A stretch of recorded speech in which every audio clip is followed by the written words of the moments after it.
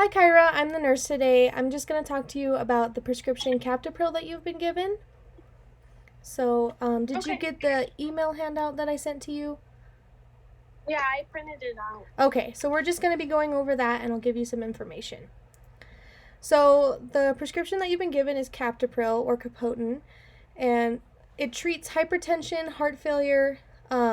It slows the progression of sensation loss in diabetic patients, and it helps with heart dysfunction following a heart attack. So, how it works is it blocks a substance in the body that causes veins to tighten. Therefore, it opens or dilates the veins to allow more oxygenated blood to the heart. So, with Captopril, you should start to see some lowering of blood pressure. In patients with heart failure, you'll see reduced symptoms or improved survival, and it also reduces the development of heart failure after you've had a stroke.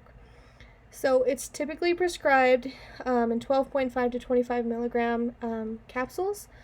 Um, Whichever one your doctor gave you, he'll probably start you off with a low dose for your first dosage.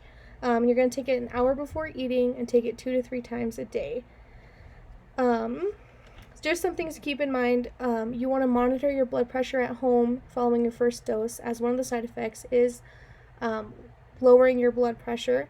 And then you also want to monitor your white blood cell count every 2 weeks for the first 3 months of taking Captopril, and then periodically after that. So you can just come in and have your white blood cell counts taken. Some potential side effects of Captopril include, as I mentioned earlier, low blood pressure following the first dose of the medication. You can develop a dry, non productive cough, a rash, and you might taste like metal in your mouth, a metallic taste. And then you could also get swelling of the mouth and throat, and as I mentioned earlier, a decrease in white blood cells.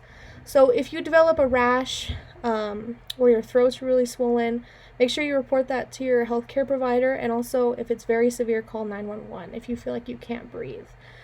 You also want to refrain from taking potassium supplements, and you also don't want to take this if you're pregnant or breastfeeding.